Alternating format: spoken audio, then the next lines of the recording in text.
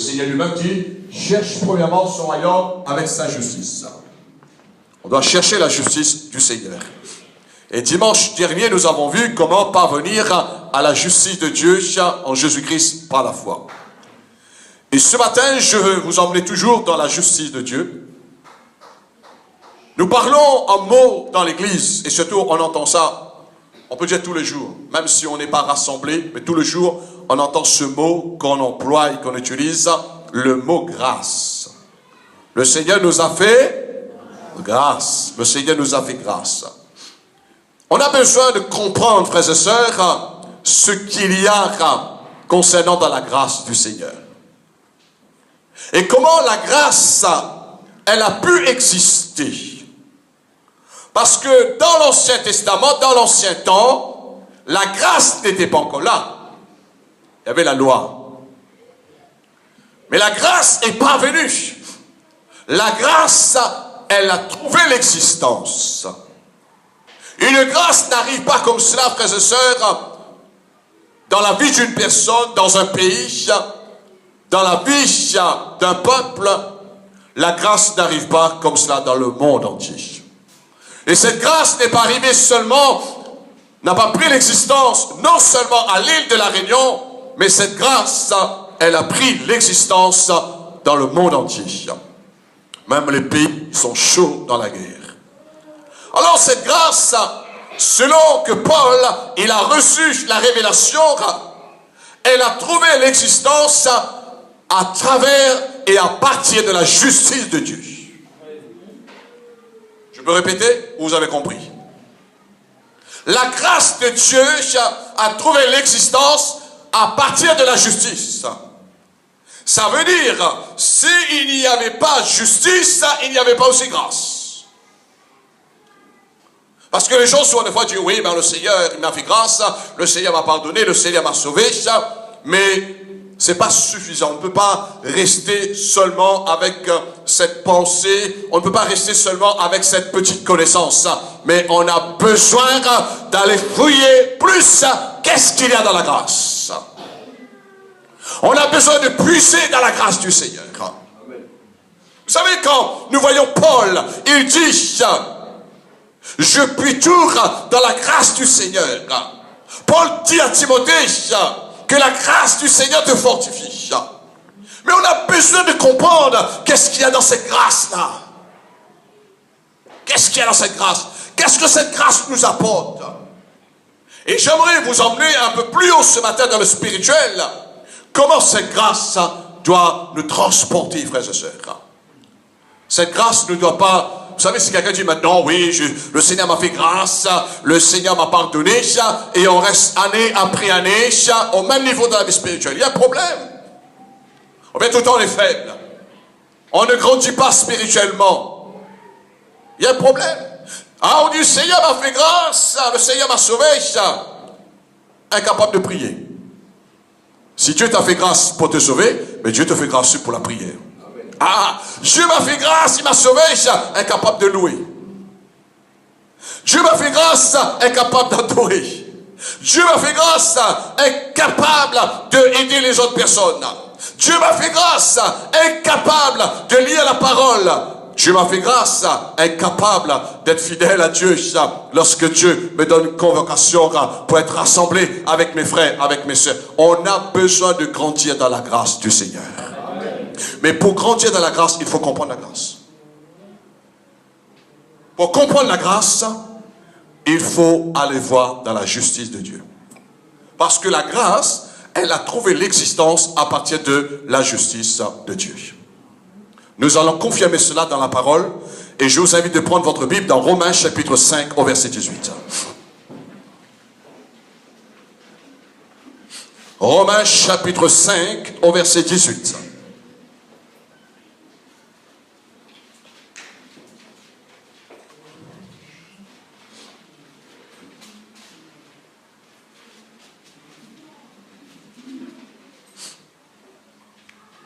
Vous avez trouvé?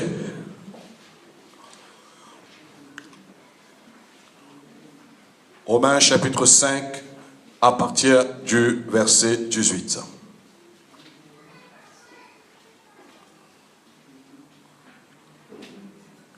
Ainsi donc, comme par une seule offense, la condamnation atteint tous les hommes, c'est-à-dire à travers Adam, par une seule offense de sa désobéissance.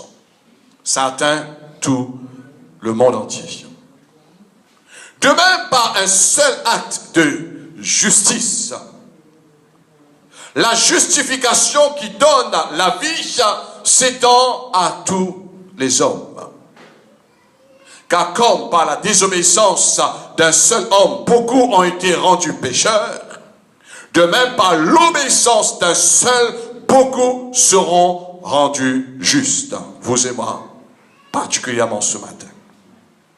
Or, la loi est intervenue pour que l'offense abondât, prospère, grandit encore. Mais là où le péché a abondé à partir de la loi, mais la grâce a dépassé, a surabondé. Afin que, comme le péché a régné par la mort, ainsi la grâce, retenez bien cette deuxième partie de ce verset 21, ainsi la grâce régna par la justice pour la vie éternelle par Jésus-Christ notre Seigneur. Amen. La grâce a régné, la grâce a trouvé l'existence à partir de la justice de Dieu. Il est bon de connaître, de savoir. Vous savez, si nous disons seulement Dieu m'a fait grâce, mais on ne sait pas comment cette grâce est arrivée, comment cette grâce est parvenue dans notre société et surtout dans l'Église. Quand on parle souvent de fois que Dieu est capable, il peut pardonner un criminel. Dieu peut pardonner quelqu'un qui a fait les 400 coups sur la terre. Dieu est capable de pardonner tous les péchés. Ah, les hommes disent non, non, c'est pas possible. Et quand souvent de fois on parle en disant et tel homme ou telle femme se sont convertis au Seigneur, on dit non, c'est pas possible. Je connais cette personne, il est un trop grand pécheur. Vous êtes là avec moi? La grâce qu'on parle, qui est capable de pardonner tous les péchés, il y avait justice qui était faite avant. La grâce n'est pas venue comme ça en disant, Dieu dit comme des petits pains, allez je vous pardonne, allez. Non, frères et sœurs. C'est pourquoi l'apôtre Paul dit, ne prenez pas la grâce de Dieu en vain. Il y a trop des gens aujourd'hui, soi-disant des chrétiens, ils prennent la grâce de Dieu en vain. Et tellement il y a les gens qui refoulent la grâce du Seigneur. Quand Dieu le fait grâce, ils refoulent. Qu'est-ce qu'il dit? Seigneur, non, j'ai pas le temps. Seigneur, je ne peux pas. Et vous savez, frères et sœurs, un moment à l'autre, le tranchant peut tomber. C'est pourquoi Paul dit, ne méprise pas la grâce du Seigneur. Parce que cette grâce, elle n'a pas existé comme cela, en disant, c'est le bon Dieu. Ah, il est le bon Dieu. Ah, il est le Dieu qui est bon. Mais, il y avait justice qui était faite. Et cette justice a permis que la grâce entra dans ce monde. Alors cela nous interpelle, nous n'avons aucun sacrifice de nous-mêmes, frères et sœurs, pour mériter la grâce. On ne mérite pas la grâce. On reçoit la grâce. Vous êtes là avec moi? Ne faites rien. Il y a trop de chrétiens qui sont encore, le diable tombe et dit, hey, tu dois faire ça, tu dois faire ça, tu dois faire ça. Après tu vas mériter. Ça, c'est pas l'évangile, ça. Parce que si tu fais ça, tu fais ça, tu fais ça, ça veut dire que tu veux retrouver la grâce par ta propre justice. Et nous avons vu que Ésaïe nous dit que la justice de l'homme est comme un vêtement souillé. On accepte la grâce de Dieu. Je n'ai pas mérité la grâce de Dieu. Nous n'avons pas mérité la grâce de Dieu. C'est pas à cause que j'ai fait le sacrifice, c'est pas à cause que je prie en bas, dans la vallée de la montagne, pour monter jusqu'en haut, c'est la montagne, à genoux, ou des kilomètres, des heures, en disant, aussitôt que je suis atteint le sommet en haut, j'ai trouvé grâce dans le Seigneur, mon œil. La justice de l'homme est comme un vêtement souillé. La grâce existe par la justice de Dieu. Tout le monde dit avec moi? La grâce régna existe par la justice de Dieu. C'est pourquoi il y a des chrétiens, souvent une fois avec les chrétiens, ils chamaillent en disant, moi j'ai raison, toi tu as tort, il faut faire comme ça. Non, il y a une seule justice, frères et sœurs. Dieu m'a fait grâce par sa justice. Dieu t'a fait grâce par sa justice. On n'a pas discuté.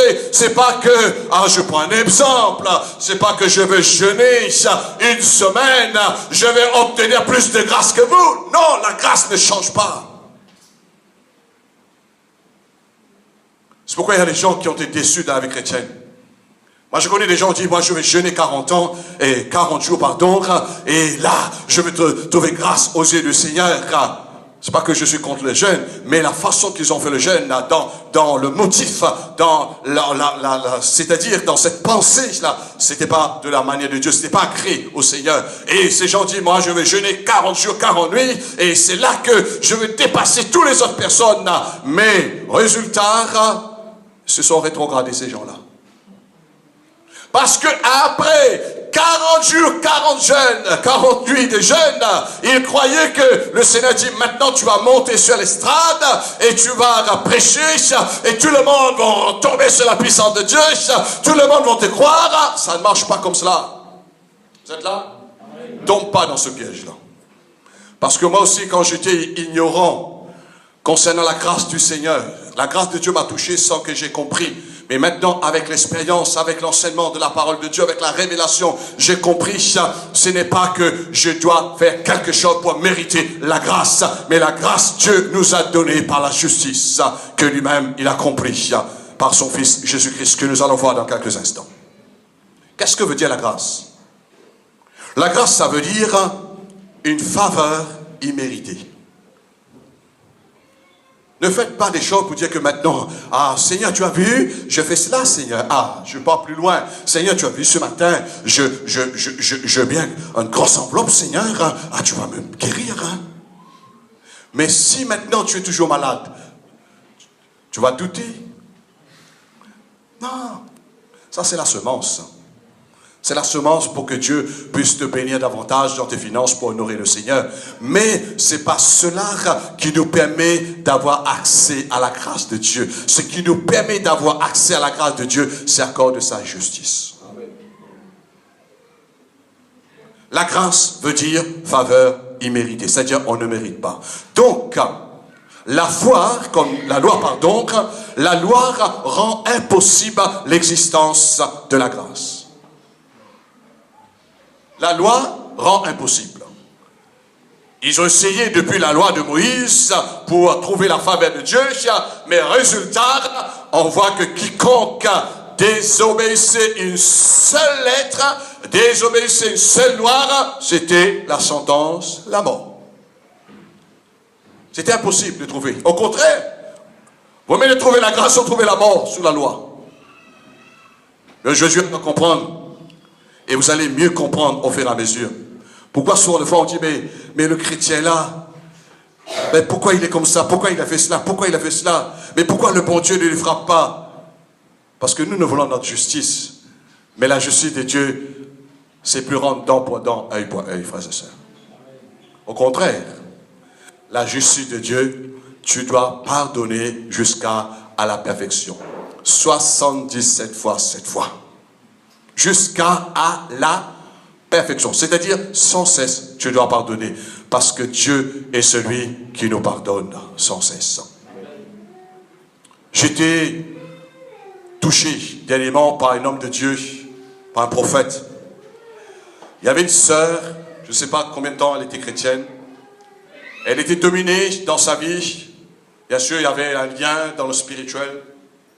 Cette sœur, elle a commis beaucoup d'avortements. Elle a commis beaucoup d'avortements dans sa vie. Elle a tué beaucoup de bébés. Mais voilà, un jour, elle attendait du moins un bébé qui était déjà 7 mois, je crois, dans son sein. Elle voulait faire la même chose. Mais l'homme de Dieu est venu, l'homme de Dieu a commencé à parler avec elle.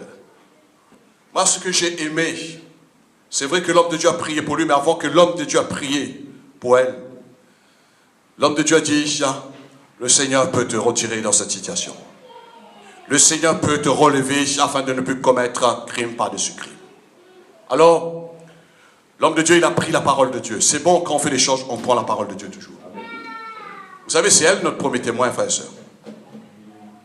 C'est elle. Et c'est elle qui va nous juger un jour dans l'éternité. Alors, cet homme de Dieu, il a dit, est-ce que vous êtes prêts, Église, pour pardonner cette femme? L'Église a dit oui. Si l'Église aurait dit non, jamais cet homme de Dieu aurait continué pour la délivrance de cette sœur. Il a pris la parole. La Bible dit, si nous pardonnons nos prochains sur la terre, Dieu va nous pardonner aussi, lui qui est dans le ciel. Alors l'église, ça commence comme ça. Sur le foi, frères et sœurs, nous qu'est-ce qu'on veut faire? On dit, Seigneur, allez, relâche le pardon, amène le pardon. Non, l'église sur la terre, c'est pourquoi Jean dit, on peut comprendre mieux ce que Jean dit. Si notre prochain qu'on voit, on ne peut pas l'aimer, on ne peut pas le pardonner, c'est que Dieu ne voyons pas comment nous allons l'aimer. Demain, quelqu'un arrive, vous connaissez bien, en disant, vous connaissez cet homme qui est entré dans l'église, et c'est un criminel, hein. Tu sais, il a tué des gens, hein.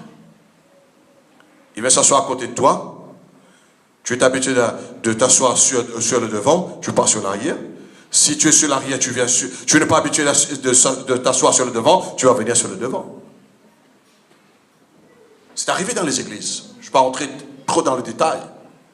Il y a même des anciens dans certaines églises, ils ont quitté. Ils ont dit, pasteur, mais maintenant, si vous voulez prendre ces hippies, vous voulez prendre ces gens qui ont fait du mal dans la société, ils sont là au premier rang. Et la Bible dit que le Seigneur n'est pas venu chercher les justes, mais les injustes. Personne ne dit amen. Parce qu'on veut chercher que les justes dans le monde. Non. Vous allez trouver les personnes injustes dans le monde. Le Seigneur n'est pas venu pour les justes, mais il est venu pour les injustes. L'église, la mission, c'est d'aller toujours pour les injustes. Alors, cet homme, il a dit, si vous êtes prêts, on va prier pour cette femme. Et l'église a relâché le pardon, et cet homme a prié, cette femme a été complètement libérée. Pour vous dire, elle n'a pas mérité. Mais on a besoin de faire ce que Dieu nous demande de faire selon sa parole pour permettre à la grâce de Dieu se manifester à travers la justice de Dieu. Et nous voyons que au verset 21 nous dit que la grâce régnera pour la vie éternelle par la justice de Dieu, par notre Seigneur Jésus-Christ. Les gens de Galate, à l'époque de Paul, ils ont eu un gros problème dans l'église. Ils se sont laissés fasciner, influencer par des gens qui ne vivaient pas ou qui ne vivaient plus sous la grâce du Seigneur. Qu'est-ce qu'ils ont fait? Ils ont introduit la loi dans l'église de Galate. Alors nous allons voir comment Paul, il a réagi en face de l'église. Paul, lorsqu'il a entendu l'église aujourd'hui, s'est laissé fasciner, berner, influencer. Aujourd'hui, ça arrive. Pas trop loin, j'ai rencontré quelqu'un dernièrement. Il a commencé, je dis, oh là là, qu'est-ce qu'il est en train de me raconter là? Il commence à me parler en disant, vous savez, maintenant, si nous voulons voir la gloire de Dieu, si nous voulons voir ceci, de faire cela, on doit faire ça, on doit faire ça. Mais il me dit, oh, le Christ dans tout cela, lui. Vous croyez que c'est dimanche prochain, le pasteur Julien va arriver avec une grande tunique, le pasteur Julien, excusez-moi, le pasteur Julien va laisser sa barbe grandir, le pasteur Julien va laisser ses cheveux grandir, et vous croyez qu'il y aura le réveil? Moi je vous dis non.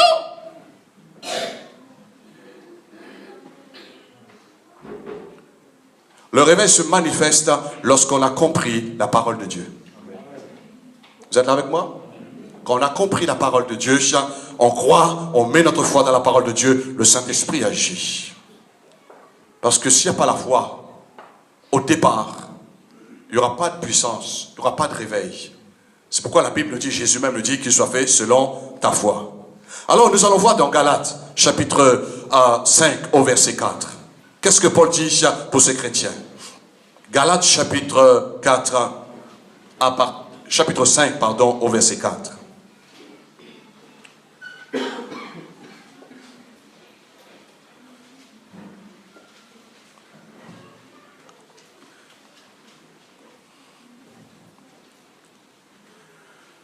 Pendant que vous cherchez la référence, Galates chapitre 5, verset 4, ça veut dire que si quelqu'un rejette, si quelqu'un repousse, perd la grâce du Seigneur, il n'y a plus une deuxième grâce. Il n'y a plus une deuxième grâce. Et vous allez comprendre à la conclusion du message. On va dire que voilà, si j'ai perdu une grâce, je vais trouver une autre grâce quelque part. Il y a une seule grâce parce qu'il y a une seule justice. Galates chapitre 5 au verset 4. Paul dit à ces chrétiens de Galates, vous êtes séparés de Christ. Il parle aux chrétiens, il ne parle pas aux gens convertis aux païens. Hein. Il parle à l'église. Vous êtes séparés de Christ. Vous tous qui cherchez la justification dans la loi. Vous êtes déchus de la grâce. Pour nous, c'est pas la foi, c'est-à-dire de la foi que nous attendons par l'Esprit, l'espérance de la justice. Car en Jésus-Christ, ni la circoncision, ni l'incirconcision n'a de valeur, mais la foi qui est agissante par la charité qui a la valeur. Et Paul dit, vous courez bien, qui vous a arrêté, qui vous a empêché les Galates d'obéir à la vérité. Et Paul dit, cette influence ne vient pas de celui qui vous appelle. Un peu de levain fait lever toute la pâte, c'est-à-dire la vieille nature reprend le dessus. J'ai cette confiance en vous, dans le Seigneur, que vous ne penserez pas autrement, mais celui qui vous trouve, Paul dit, quel qu'il soit, emportera la peine. Amen. Paul dit que, au verset 4, ces Galates, c'est un moment, ils se sont laissés influencer, fascinés par la loi. Et Paul dit, vous vous êtes séparés de Christ. Vous tous qui cherchez la justification dans la loi, vous êtes déchus de la grâce.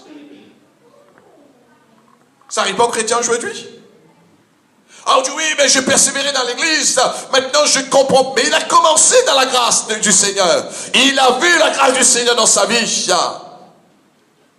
Quand le diable était en train de casser ses reins, quand le diable était en train de le traîner dans la poussière, dans la boue, il a vu la grâce du Seigneur qui l'a relevé. Mais quelques temps après, il dit, c'est plus bon. Ça, c'est les gens, on doit prier pour eux, pour que Dieu ouvre leurs yeux. Qu'ils comprennent la parole. Parce que c'est la parole qui nous éclaire. Alors, ces Galates, c'est arrivé dans l'église primitive. Paul dit, ne vous laissez pas troubler par ces gens qui vont essayer d'emmener en disant, tu veux prospérer, tu veux être meilleur, voici, tu feras ceci, tu feras cela, tu ne feras pas ceci, tu ne feras pas cela. Non! Écoutez-moi bien. On fait ceci, on ne fait pas cela, la loi du péché est là-dedans. Vous êtes là? Hein? La loi du péché là-dedans. Moi, j'ai essayé, quand j'étais catholique, j'ai essayé, après, de partir confessionnal, le vendredi, avec monsieur le curé, en disant, j'ai inventé un peu, même ce que j'ai pas fait, je dis, voilà, parce que j'étais encore jeune, j'ai pas fait des grosses bêtises, quoi. Je dis, oui, j'ai volé du sucre, j'ai menti, j'ai frappé, même si j'ai pas frappé mes copains à l'école, j'ai frappé, et puis j'ai essayé, je dis, jusqu'à dimanche, avant que je prenne l'Eucharistie, je vais pas jurer, je vais rester calme, je vais rester comme un petit toutou quelque part. Et voilà, frère et soeur, quelqu'un qui arrive, un copain qui arrive, qui m'agace, et je me mets en colère.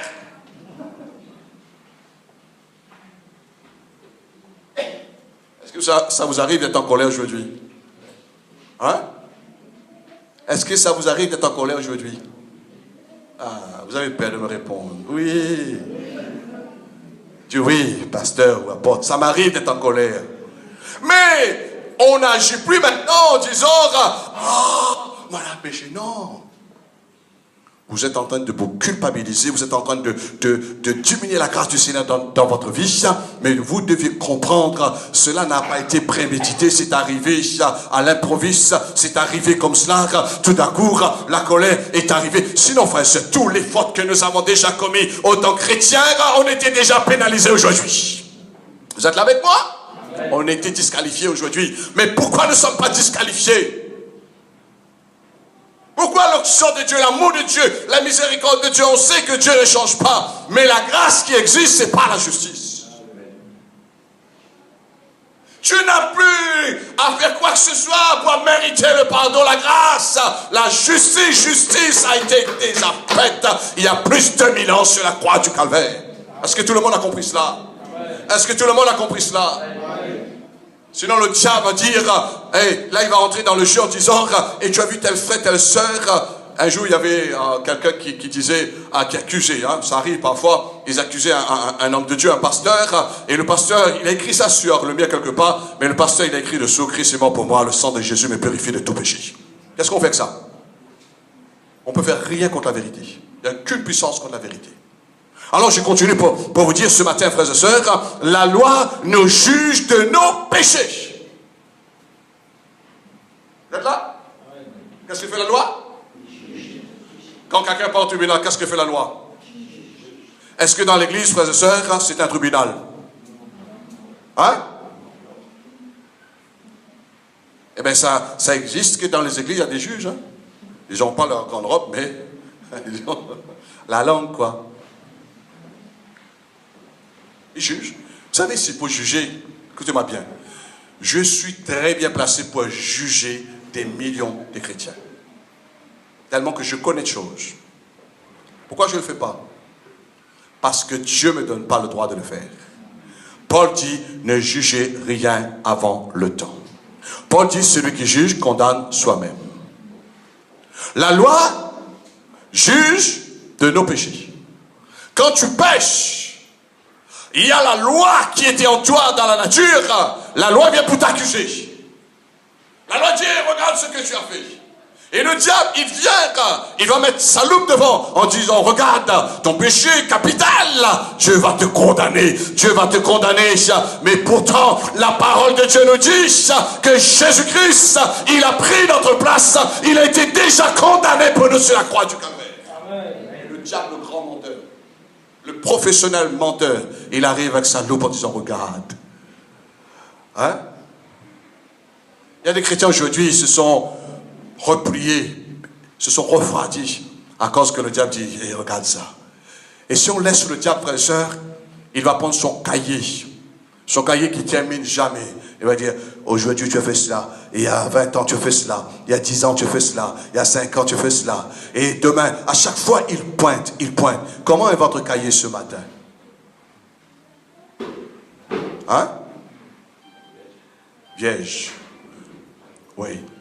Notre cahier est vierge et plus blanc que la neige. Les pages sont blanches parce que Jésus-Christ nous a lavés par son sang à la croix du Calvaire.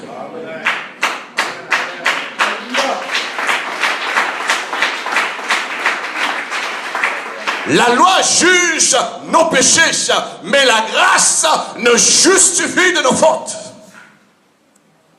C'est pas que la grâce est d'accord avec nos fautes. Non, c'est pas cela, frères et sœurs. Mais les fautes que nous avons commises, la loi le condamne, mais la grâce nous justifie. Oh là là.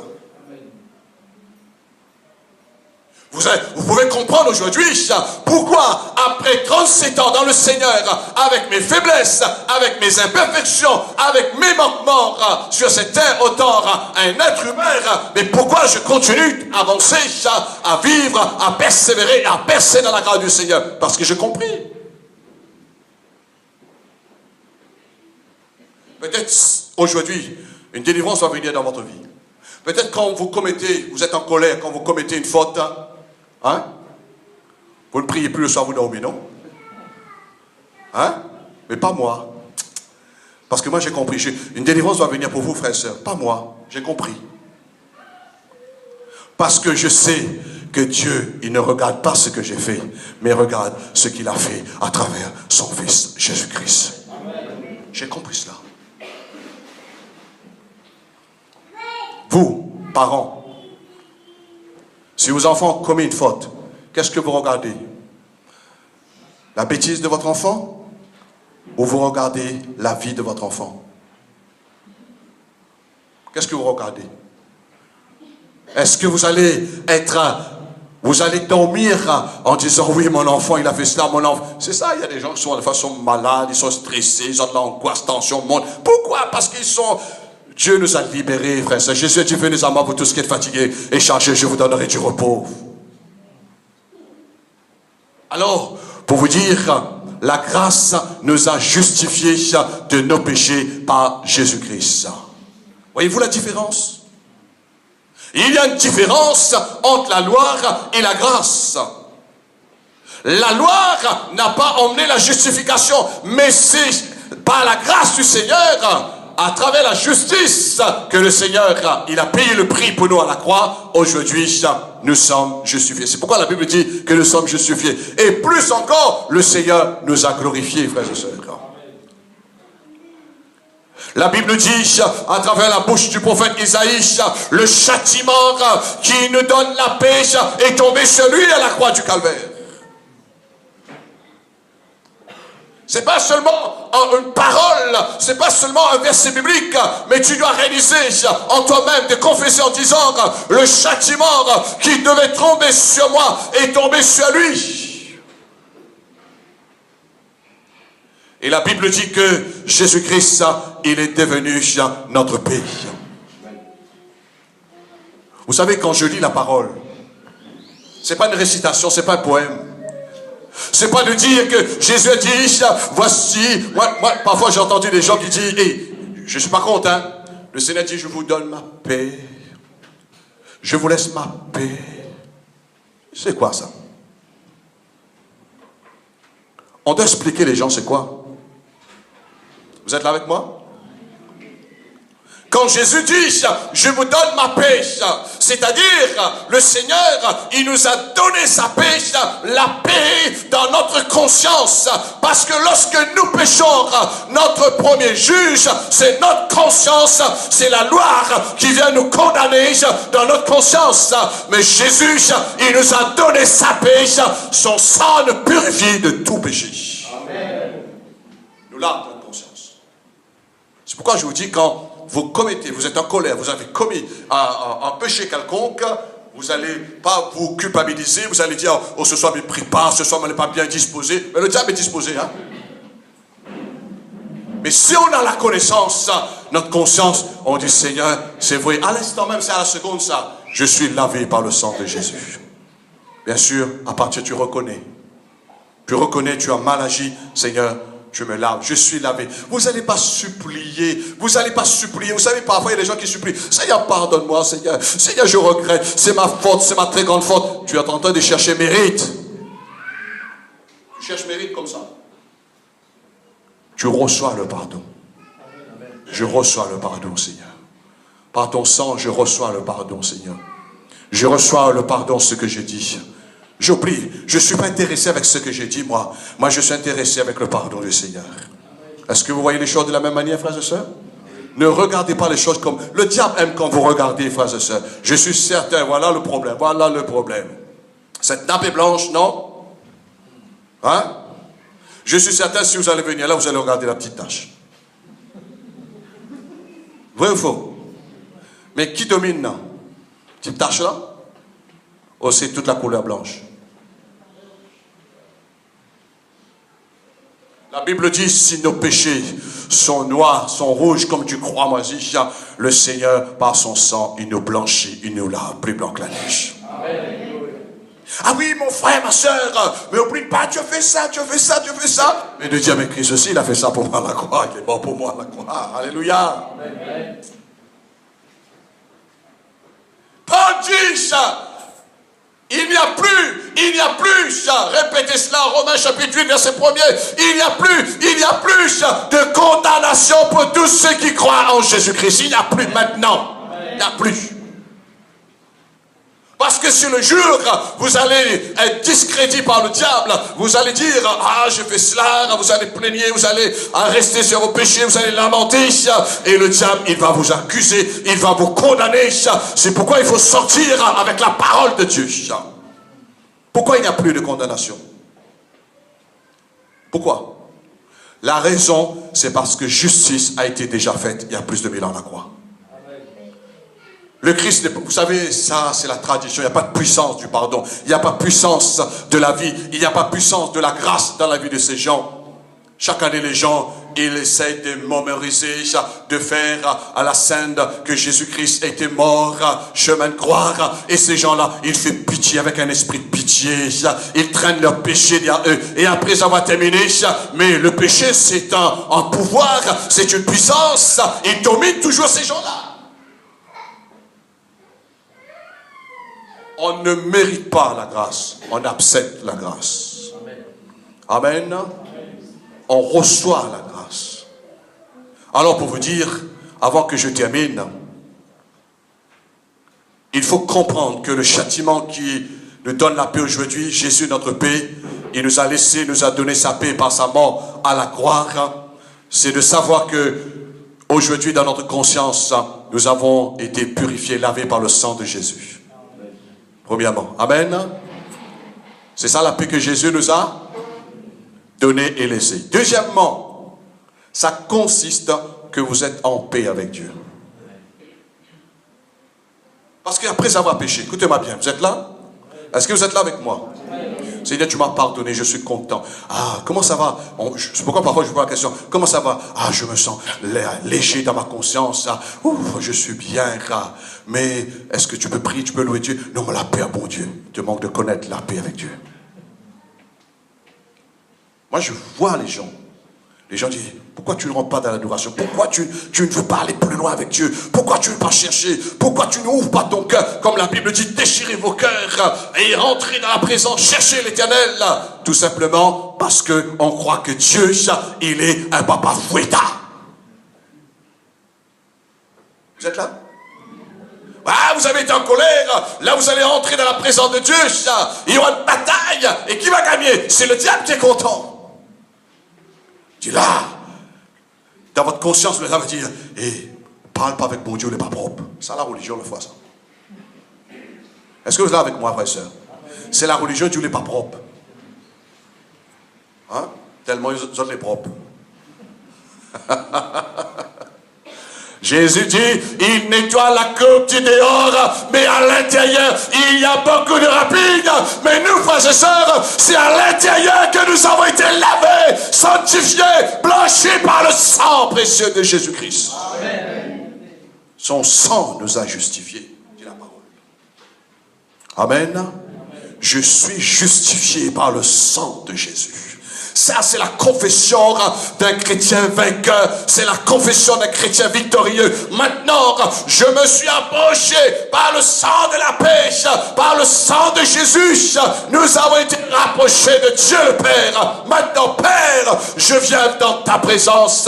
Je viens avec mes requêtes. Je viens avec mes demandes. Non pas à cause de mes mérites, mais à cause j'accepte la grâce par la justice de notre Seigneur Jésus-Christ. Est-ce que Dieu le Père va vous repousser? Non. Si Dieu le Père, écoutez-moi bien, frères et sœurs, si Dieu le Père vous rejette, il rejette le sang de Jésus. Est-ce que vous êtes là avec moi? Amen. Soyez des chrétiens intelligents. Vous savez, moi, parfois quand je vous dis Dieu, non. Jamais tu vas venir me dire, bon non, il faut faire ça, il faut faire ça, faire ça. Non, je dis non, tu as dit dans ta parole. Amen. Tu as dit dans ta parole. Et j'ai compris ça avec les hommes de Dieu qui étaient avant moi. Abraham, Dieu dit, je vais détruire Sodome Gomorrhe. Abraham dit, attends. On va chercher si on trouve 50 justes. Attends. Il a descendu jusqu'à 10 justes. Voyez-vous? Mais si Jésus, c'était sous le temps de la grâce, frères et sœurs, on n'avait pas besoin de trouver 10 justes. Parce qu'il y a un seul qui est juste. Il est mort à la croix pour nous justifier.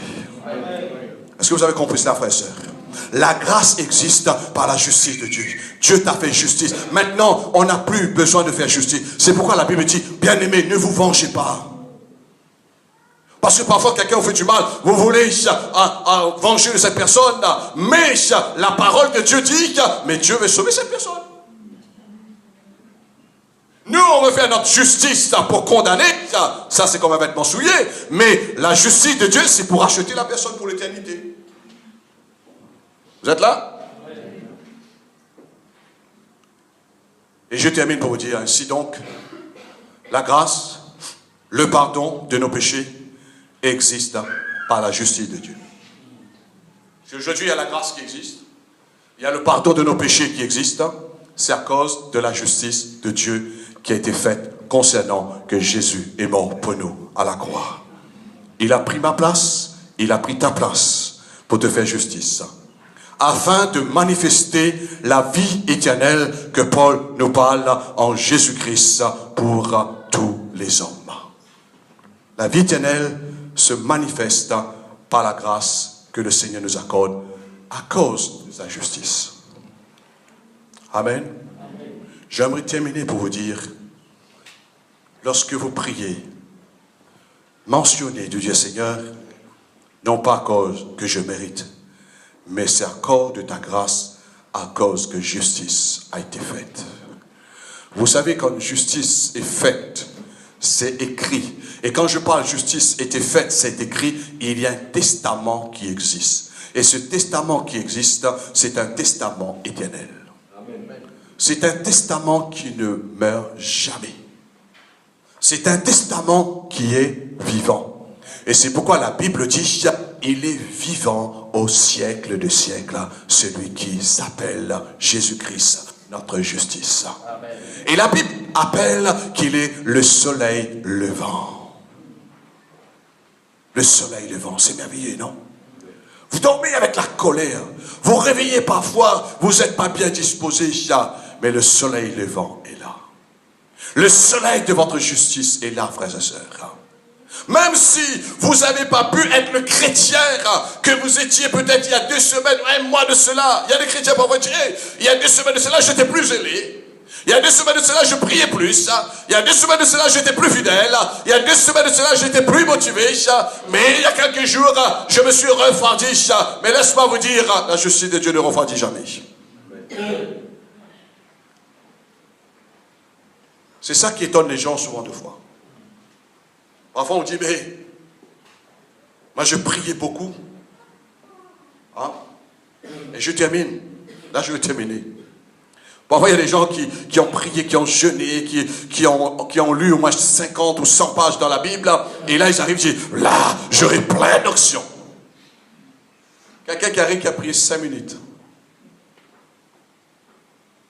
Lui il arrive. Il n'impose même pas les mains des personnes, les gens sont guéris, les gens tombent sur l'onction. Et lui qui a prié je ne sais pas combien des heures, il a lu combien de pages de la Bible, parce qu'il a fait quelque chose pour mériter. Mais lui qui a prié 5 minutes, il n'a pas prié pour mériter. Il a dit, Seigneur, je dépends de ta grâce. Et Paul avait raison en disant, je suis ce que je suis par la grâce du Seigneur. Amen. Tu peux dire ça à toi-même. Je suis ce que je suis par la grâce du Seigneur. Je suis venu là ce matin dans un corps de faiblesse. Vous savez quelle pensée est venue dans ma chair? S'il continue comme moi, ça c'est sur toilette là-bas. Ouais, ça bouillonne là-dedans. Je dis, qu'est-ce qu'il y a? Mais je dis, je suis ce que je suis par la grâce du Seigneur. Je prie tout par celui qui me fortifie. Ta grâce me suffit. Ta grâce me suffit. Me voici. Amen. Regarde, et je termine. Vous allez lire chez vous dans Luc chapitre 18, le publicain avec le pharisien.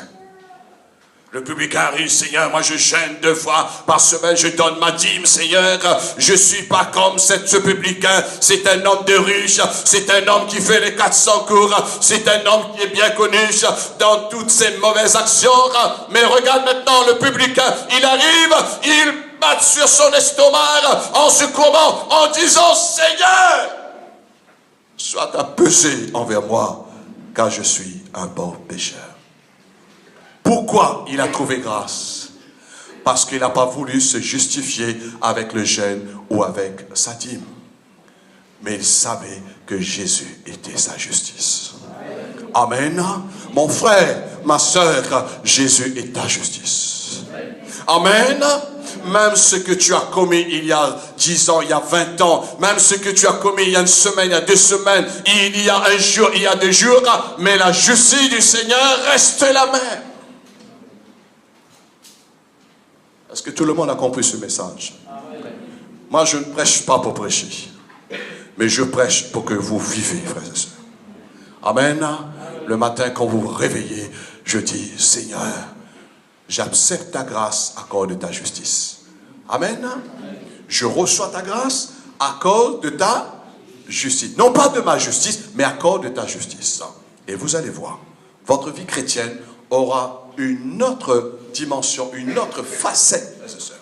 Vous n'allez plus penser comme autrefois, mais maintenant, vous allez penser avec la pensée du Seigneur, qui est votre justice. Alléluia. Allons nous mettre debout. Qu'importe là où tu vis, avec quoi tu vis, qu'importe avec les soucis, les fardeaux de la vie, qu'importe dans le milieu où tu te trouves, mais le regard du Seigneur est toujours sur toi. Sa grâce est dans ta vie. Le Seigneur veut te dire ce matin, ne t'inquiète plus ce qui se passe autour de toi. Regarde la justice de Dieu. Jésus, c'est pourquoi, vous savez, quand tu parles en disant, cherche premièrement le royaume et la justice de Dieu. Toutes choses vous seront données en plus. Ne cherche pas les choses en plus, mais cherche le royaume, la justice de Dieu avant. Et tu seras béni, tu vas prospérer. C'est la justice de Dieu qui a amené la grâce, frères et sœurs, pour nous permettre de prospérer et de vivre notre vie chrétienne. Est-ce que vous pouvez ce matin lever vos mains, de dire, Seigneur, je vis maintenant.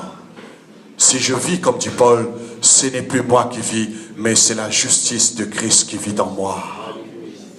C'est Christ qui vit en toi. C'est Christ. C'est plus la loi qui te juge de tes actions mauvaises, mais c'est la grâce de Dieu qui t'a justifié. Tu es juste aux yeux de Dieu. Même si tu as faibli, tu as fauté cette semaine, mais aux yeux de Dieu, tu restes injuste. Tu resteras toujours le juste du Seigneur. Tu seras toujours.